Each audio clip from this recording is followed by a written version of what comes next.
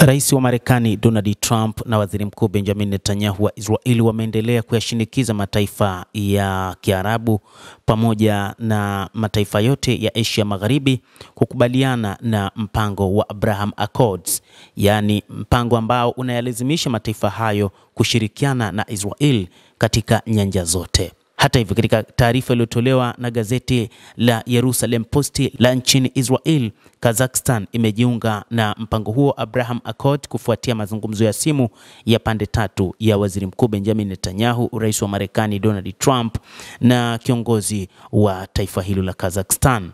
Jambo muhimu zaidi ni kuleta uhai suala la mkataba wa Abraham kabla ya nchi nyingi kujiunga. Chanzo chenye ujuzi wa suala hilo kiliambia gazeti la The Jerusalem Post. Kazakhstan ilijiunga rasmi na mkataba wa Abraham kufuatia mazungumzo ya simu ya pande tatu kati ya Rais wa Marekani Donald Trump, Waziri Mkuu Benjamin Netanyahu na Rais Kassym-Jomart Tokayev, ambapo Trump alithibitisha katika chapisho kupitia ukurasa wake wa Truth Social. Saini ya Kazakhstan ya makubaliano hayo itakuwa ya kwanza kati ya nyingi katika muhula wa pili wa Trump, alithibitisha. Hii ni hatua kubwa mbele katika kujenga madaraja kote ulimwenguni. Leo mataifa mengi yanajiunga kukumbatia amani na ustawi kupitia makubaliano yangu ya Abraham, aliandika Rais wa Marekani Donald Trump. Kuna nchi nyingi zaidi zinazojaribu kujiunga na klabu hii ya nguvu. Mengi zaidi yanakuja katika kuunganisha nchi kwa utulivu na ukuaji, maendeleo ya kweli, matokeo ya kweli, heri watalisha amani, alihitimisha rais huyo wa Marekani Bwana Donald Trump. Jioni ya leo pia nina furaha kuripoti kwamba Kazakhstan imekubali rasmi. Nchi kubwa yenye kiongozi mkuu imejiunga rasmi na mkataba wa Abraham, na ninataka tu kushukuru Mheshimiwa Rais, heshima kubwa kuwa na wewe, Trump alisema.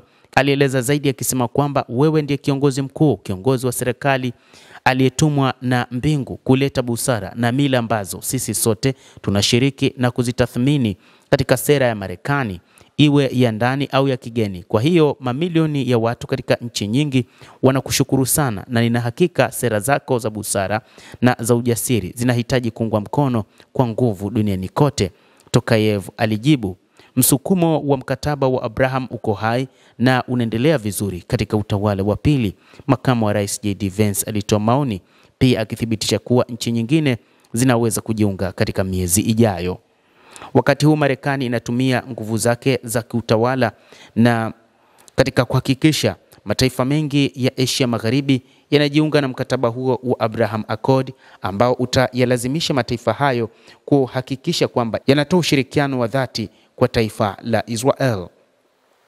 Ikumbukwe Israel ni mshirika wa muda mrefu wa Marekani kihistoria, lakini pia juu ya mkataba huu wa Abraham Accord ni mpango wa Rais wa Marekani Donald Trump tangu alipoingia katika awamu yake ya kwanza, ambapo aliona mataifa mengi katika eneo la Asia Magharibi yameitenga Israel kutokana na kile kinachotajwa kwamba ni vita vyake na kuteka kwa nguvu maeneo mengi katika eneo la Palestina.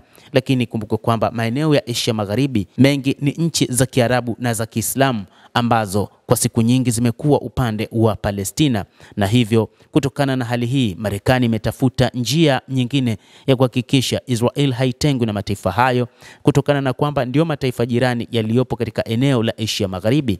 Na hivyo ushirika katika mpango huu wa Abraham Accord utasaidia nchi ya Israel kuinuka kiuchumi zaidi na kwamba isitegemee moja kwa moja Marekani. Kadhalika, wachambuzi wa mambo wanasema kwamba tangazo hilo linaleta suala la kuhalalisha maisha. Chanzo kinaeleza kwamba huu ni mpango ambao Marekani inatengeneza ili isiwe tegemezi kwa taifa hilo, na kwamba taifa la Israel liweze kupata washirika ambao wataweza kushirikiana nao katika masuala ya kiuchumi, ya kijamii na hata kisiasa, kutokana na kutengwa na ulimwengu kwa kiasi fulani. Kwa upande wake Steve Witkoff, mjumbe maalum wa Marekani katika eneo la Mashariki ya Kati, alieleza akitangaza kuingia kwa taifa jipya katika mkataba wa Abraham Accord na Israel, akisema ni jambo muhimu zaidi na litaleta uhai katika suala la mkataba huu wa Abraham kabla ya nchi nyingi kujiunga, chanzo kilieleza. Witkoff alisema kongamano la wafanyabiashara huko Florida kwamba atarejea Washington kwa tangazo hilo, na akakataa kusema itakuwa ni nchi gani ambayo itafuata kwa sasa. Kufikia sasa Umoja wa Falme za Kiarabu, Bahrain na Morocco ni wanachama wa makubaliano ya Abraham. Sudan pia ilijiunga na mapatano hayo mwaka 2021, lakini mpango huo haukukamilika kutokana na machafuko ya ndani katika taifa hilo la Afrika. Kadhalika, nchi kama vile Saudi Arabia inatajwa pengine ndio itaweza kujiunga katika siku zijazo. Mwanamfalme wa Saudia Mohammed bin Salman atafanya ziara siku za hivi karibuni kuelekea nchini Marekani, ambapo ataenda kukutana na Rais Donald Trump, na ni katika kuhakikisha kwamba anapewa ndege za F-35, na ili apewe ndege hizo, pengine moja kati ya matakwa ni lazima ajiunge na mkataba huo Abraham Accord, licha ya mara kadhaa kukataa kujiunga nao. Mtazamaji, endelea kutufuatilia, lakini usisahau kulike, usisahau kucomment, kadhalika na kusubscribe channel yetu hii ili upate habari hizi kwa mapana kupitia The World News. Mimi ni Adam Hussein.